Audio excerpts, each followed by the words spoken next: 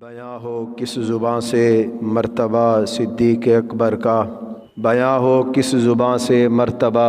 صدیق اکبر کا، ہے یار غار محبوب خدا صدیق اکبر کا، اور لٹایا راہ حق میں گھر کئی بار اس محبت میں، کہ لٹ لٹ کر حسن گھر بن گیا صدیق اکبر کا۔ امیر المومنین، خلیفۃ المسلمین، خلیفہ اول، خلیفہ بلا فصل، امام الصحابہ، مسلمانوں کے سیاسی و روحانی خلیفہ، یار غار، حضور کے رفیق سفر، یار مزار، صحابہ کے سردار حضرت سیدنا ابو بکر صدیق رضی اللہ تعالی عنہ، وہ مقدس ہستی، وہ مقدس ذات جن کو اللہ نے بڑی شان عطا فرمائی، حضرت سیدنا صدیق اکبر رضی اللہ تعالی عنہ افضل الخلق بعد الانبیاء، کہ اللہ نے ہم پر کتنا بڑا کرم فرمایا ہے، اللہ نے ہمیں افضل الخلق بعد الانبیاء کی محبت عطا فرمائی، حضور کے چاروں یاروں کی محبت اللہ نے ہمیں عطا فرمائی، اور حضور کے اہل بیت کی محبت بھی اللہ نے ہمیں عطا فرمائی۔ حضرت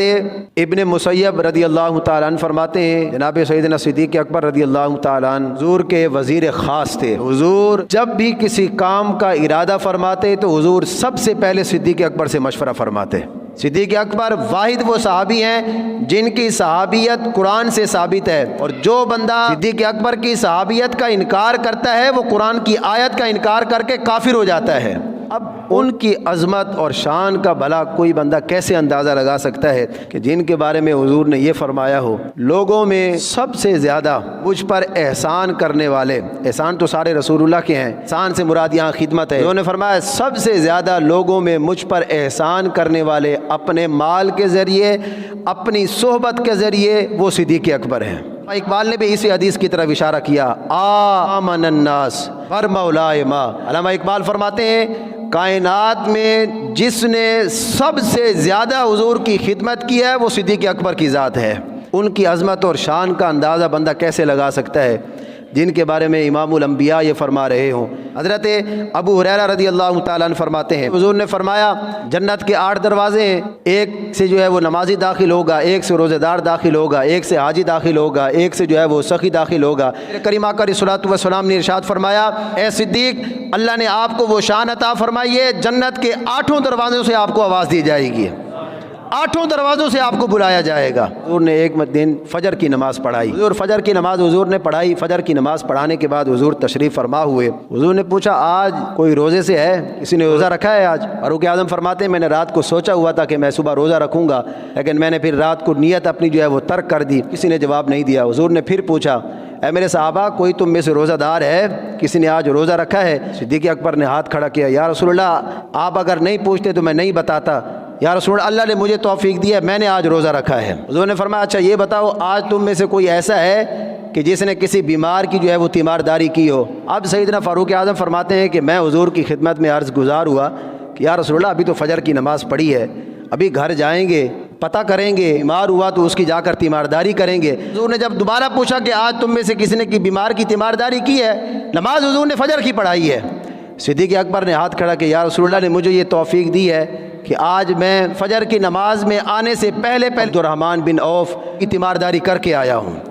اب حضور نے فرمایا تم میں سے کسی نے آج کسی مسکین کو کھانا کھلایا ہے؟ سیدنا فاروق اعظم جو اٹھے، یا رسول اللہ ابھی تو ہم گھر جائیں گے، کچھ لیں گے بازار سے، پھر کسی مسکین کو جو ہے وہ جا کر کھانا کھلائیں گے۔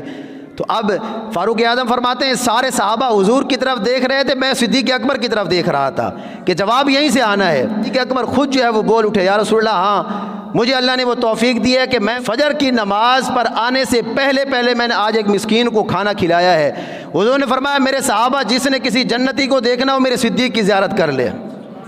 حضور کی ذات وہ ذات ہے، حضور کی بارگاہ وہ بارگاہ ہے، آج جہاں حضور آرام فرما ہیں 70,000 فرشتے صبح آتے ہیں حضور کی بارگاہ میں درود و سلام کا نذرانہ پیش کرنے، اور 70,000 فرشتے شام کو آتے ہیں۔ اس کی ایک مرتبہ حاضری ہو جاتی ہے، قیامت تک پھر اس کا نمبر نہیں آتا، وہ حسرت میں رہتا ہے کہ کاش ہمارا بھی دوبارہ جو ہے وہ نمبر لگ جائے، کاش ہمیں دوبارہ جو ہے وہ حاضری کا موقع مل جائے۔ ام المومنین حضرت عائشہ صدیقہ رضی اللہ تعالیٰ عنہ فرماتی ہیں یہ صدیق اکبر کی شان، آپ فرماتی ہیں جب سے میں نے ہوش سنبھالا میں نے یہی دیکھا حضور دن میں 1 مرتبہ نہیں بلکہ 2 مرتبہ ہمارے گھر تشریف لے کر آتے تھے،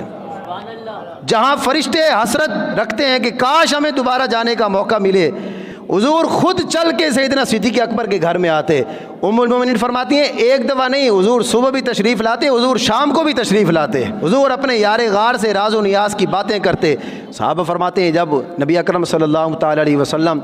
مسجد نبی شریف میں تشریف لاتے تو کسی صحابی کی یہ مجال نہیں، یہ جرت نہیں ہوتی تھی کہ وہ اپنی آنکھیں جو ہے وہ اپنا سر اٹھا کر حضور کی طرف جو ہے وہ دیکھے۔ ادب، بطور ادب، یہ نہیں کہ حضور نے منع فرمایا ہوا تھا یا کوئی ایسی بات تھی، وہ حضور کا ادب ہی اتنا کرتے تھے، وہ حضور کا ادب ہی اتنا کرتے تھے کہ کوئی صحابی جو ہے وہ آنکھ بھی اٹھا کر دیکھتا تھا کہ کہیں کوئی غصت بھی نہ ہو جائے۔ کائنات کا کوئی کتا بھونکے، سیدنا صدیق اکبر سیدنا فاروق اعظم کی شان میں 14ویں کا چاند چڑھا ہو اور نیچے سے کتا جو ہے وہ ہاؤ ہاؤ کر رہا ہو، تو اس کتے کے بھونکنے سے چاند کی روشنی میں کوئی کمی آ سکتی ہے؟